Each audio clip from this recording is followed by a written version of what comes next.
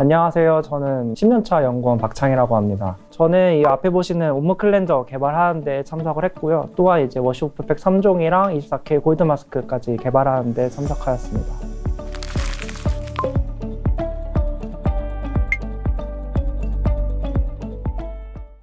클렌저 같은 경우는 처음에 이제 몸의 세정을 하고 건강을 유지하는 데 있어서 시작이 되었고요. 처음에 이제 고대에서는 이제 흙이나 아니면 동물들의 오이들을 통해서 하는 천연 소재들을 통해서 세정을 진행했고, 중세 때는 비누가 개발이 되면서 시작이 되었고, 근대부터는 제조 기술이 발전을 하면서 비누가 보편화가 됐고요. 최근에 들어서는 이제 소비자들이 피부에 대한 관심도 많아지고 제품 개발할 수 있는 연구개발 능력도 이제 증가함에 따라서 다양한 제품들이 나오고 있습니다. 클렌저류에는 이제 다양한 계멸성제들이 들어가 있긴 한데요. 계멸성제 자체가 이제 물에 친한 이제 머리 부분, 친수성 머리 부분과 이제 기름과 친한 친유성의 이제 꼬리 부분들로 구성이 되어 있습니다. 노폐물을 만나게 되면은 기름과 친한 친유성 부분들이 먼지들이나 노폐물들을 감싸게 되고, 그래서 물과 친한 부분들은 오히려 바깥으로 향하게 되면서 세정을 할 때 좀 더 쉽게 세정할 수 있게 하는 원리로 구성이 되어 있습니다.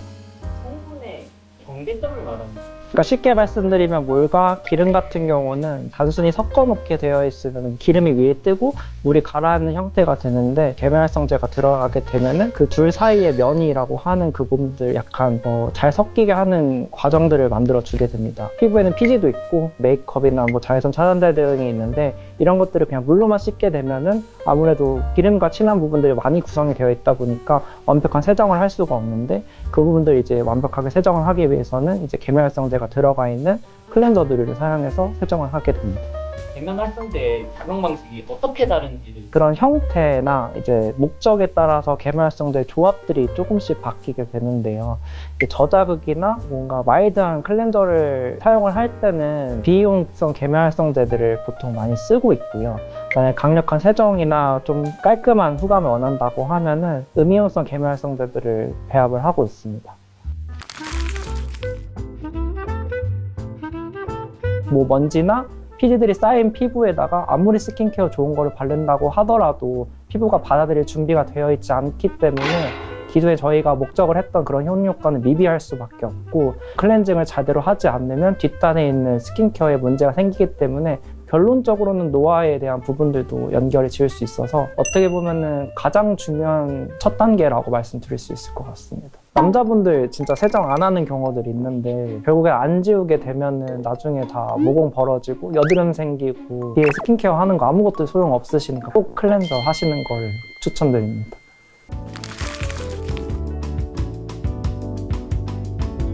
(1차) 클렌저는 거품이 나지 않는 제형들을 말씀을 드릴 수 있을 것 같고, 2차는 거품이 나는 제품들을 말씀드릴 수 있을 것 같습니다. 1차 클렌저 같은 경우는 메이크업이나 선크림과 같이 좀 오일에 가까운 성분들을 많이 함유하고 있어서 이런 비슷한 성분들을 같이 함유하고 있는 제품들을 말씀을 드릴 수 있을 것 같고요. 2차 클렌저 같은 경우는 수분산에 가까운 제형들을 말씀드릴 수 있을 것 같습니다.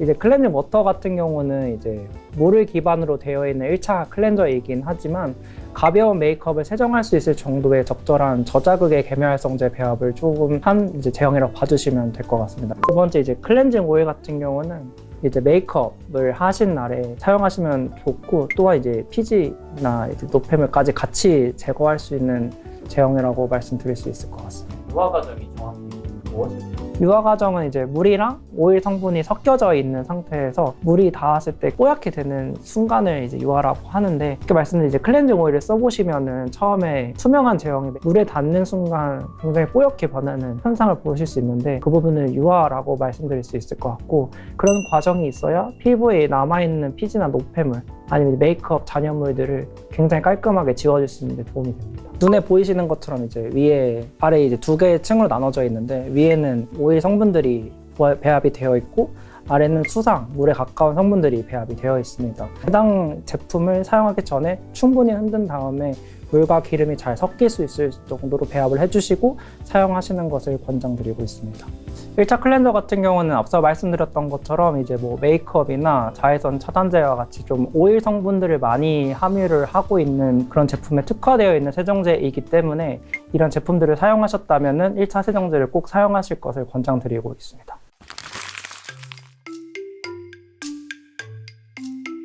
이 에코마이드 버블 클렌저 같은 경우는 굉장히 마일드한 타입의 계면활성제가 배합이 되어 있고 전성분 개수도 굉장히 적게 미니멈 타입으로 되어 있으면서 이제 손으로 거품을 내지 않고 제품을 토출할 때 거품이 나오기 때문에 피부에 굉장히 저자극으로 마일드하게 세정할 수 있는 타입으로 봐주시면 될 것 같고요. 이 제품 같은 경우는 에코서트 인증을 받게 됐는데 에코서트 인증 같은 경우는 95% 이상의 천연 원료들이 배합이 되어 있거나 5에서 10% 정도 내지의 이제 유기농 인증을 받은 원료들이 배합되어 있는 제품을 인증해주는 마크라고 봐주시면 됩니다.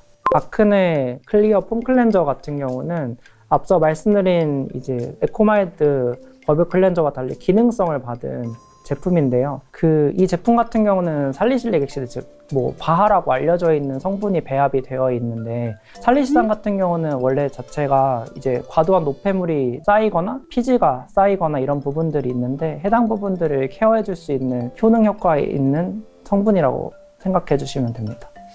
시약처에서는 0.5%에 대한 배합 한도에 대해서만 인증을 해주고 있지만 이 제품 같은 경우는 특별히 개발을 통해서 최고 1.8%까지 안정화를 해서 따로 시약처에서 인증을 받아서 그 함량만큼 적용이 된 제품입니다. 이 제품 같은 경우는 이제 여드름의 효과에 대해서는 외부 기관을 통해서 안전성이나 효능 효과에 대한 부분들을 인증을 받았고, 이 제형 같은 경우는 이제 흐름성 있는 약간의 젤 타입의 제형인데요. 식물유래 계면활성제들이 배합이 되어 있고 이제 마른 얼굴에 해당 제형을 도포를 한 다음에 물을 묻혔을 때 굉장히 풍성한 거품이 나타나는 제형인데요.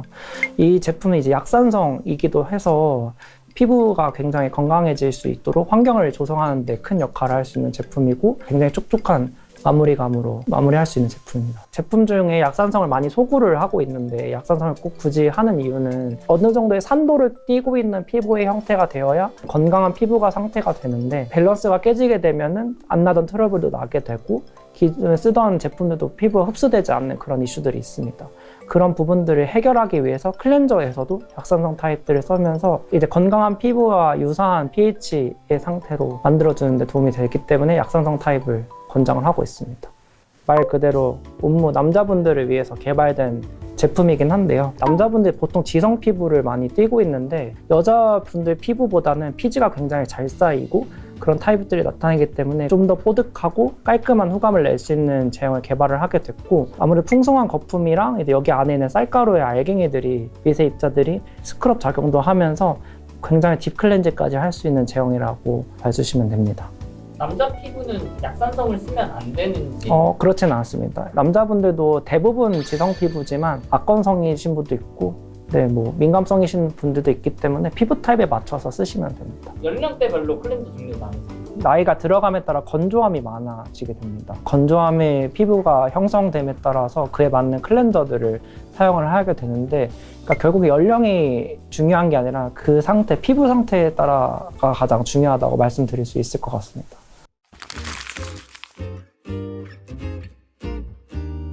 지성 피부 같은 경우는 과도한 노폐물이 쌓이면 안 되고 피지가 쌓이는 부분들을 좀 케어를 해야 되다 보니까 되게 말끔하고 깔끔한 사용감이 날 수 있는 야갈칼리 제형들을 권장을 하고 있는데 이제 애터미 제품 같은 경우는 이제 옴무 클렌저나 아니면 이브닝 케어의 클렌징 폼을 제안을 하고 있습니다. 건성 피부 같은 경우는 클렌저가 필요하긴 하지만 촉촉한 수분감이 남길 원하시는 분들도 있어서 더마리얼 젤 클렌저 쓰시면 풍성한 거품력도 나지만 후감이 굉장히 촉촉한 마무리감이 되기 때문에 건성 피부는 해당 제형을 사용하시는 걸 권장드립니다. 민감성 피부 같은 경우는 최대한 피부에 손이 닿지 않는 걸 권장을 드리기 때문에 앞에 보시는 것처럼 이제 오토폼 형태, 즉 토출을 했을 때 거품의 형태로 나오는 것을 권장을 드리고 있고 이제 에코서트 인증도 받았던 이 에코마이드 버블 클렌저를 권장을 드립니다. 복합성은 말 그대로 민감성일 수도 있고 건성일 수도 있고 이제 그때그때마다 다르기 때문에 그 당시에 느껴지는 피부 상태에 따라 클렌저를 선택하시는 걸 권장을 드리고 있습니다. 메이크업을 진하게 한 날에는 어떻게 클렌징을 해? 이 리베나이 리무버 제형을 좀 권장을 드리고 있습니다. 웬만한 세정제대로 제어지지 않는 것들은 이런 특화되어 있는 제형으로 지워주시는 게 세정에 대한 효과를 기대할 수 있습니다.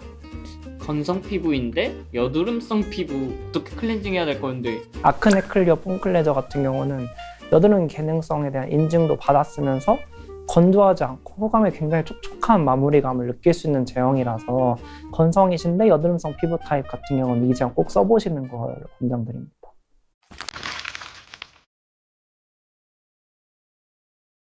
애터미 제품군 자체가 소비자 피부 타입에 따라 굉장히 디테일하게 제품군이 설계가 되어 있습니다. 결론적으로 이제 애터미에서 추구하고 계시는 절대적 품질이랑 제품력들을 보유하고 있다 보니 지금까지 많은 분들이 사랑을 주셨던 만큼 그게 반증이 되지 않나 싶고요. 앞으로도 이런 제품들을 통해서 소비자분들도 사업자분들도 클렌징을 계속 사용하시면서 좀 더 건강한 피부로 거듭나시길 바라겠습니다. 감사합니다.